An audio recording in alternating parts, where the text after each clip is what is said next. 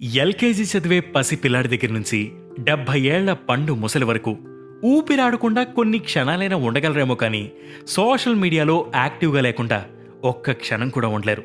సరిగ్గా చెప్పాలంటే మనందరం ఈ సోషల్ మీడియాకి కట్టు బానిసలం.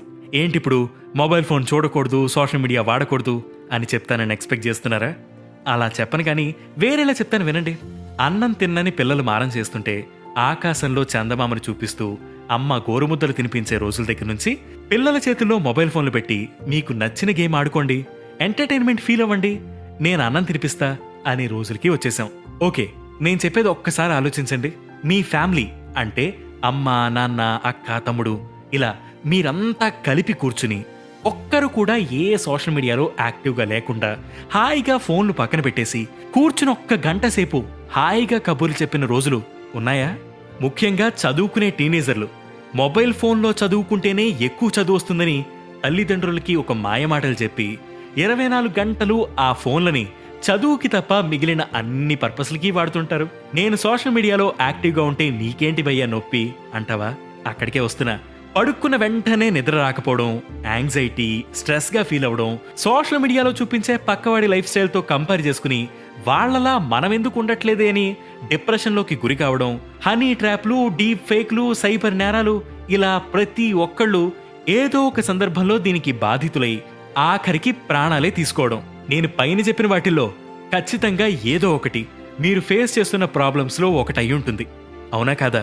ఇండియన్ గేమింగ్ రిపోర్ట్ 2024 ప్రకారం దేశ జనాభాలో 40% మంది ఆన్లైన్ గేమింగ్ ఆడుతూ డబ్బులు పోగొట్టుకుంటున్న వాళ్లే ఉన్నారు.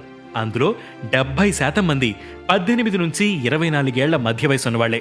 చాలా మంది కేటిగాళ్లు ఈ టీనేజర్స్ ని టార్గెట్ గా చేసుకుని అమ్మాయిల చిత్రాలతో వాళ్లని హనీ ట్రాప్ చేసి వాళ్ల వీడియోస్ అన్నీ తీసి సోషల్ మీడియాలో పెడతామని బెదిరించి వాళ్ల దగ్గర నుంచి డబ్బులు లాగుతూ వాళ్ళు ఇవ్వలేని పొజిషన్లో బలవంతంగా ఆ ఫోటోల్ని సోషల్ మీడియాలో అప్లోడ్ చేసి ఎంతో మంది ప్రాణాలు పోవడానికి కారణాలవుతున్నారు. ఢిల్లీ పోలీస్ సైబర్ సెల్ వాళ్ళ డేటా ప్రకారం ఒక్క ఏడాదిలో 1700 కేసులు నమోదు కాగా ఆ బాధితులు 100 కోట్లకు పైనే డబ్బుని పోగొట్టుకున్నారు.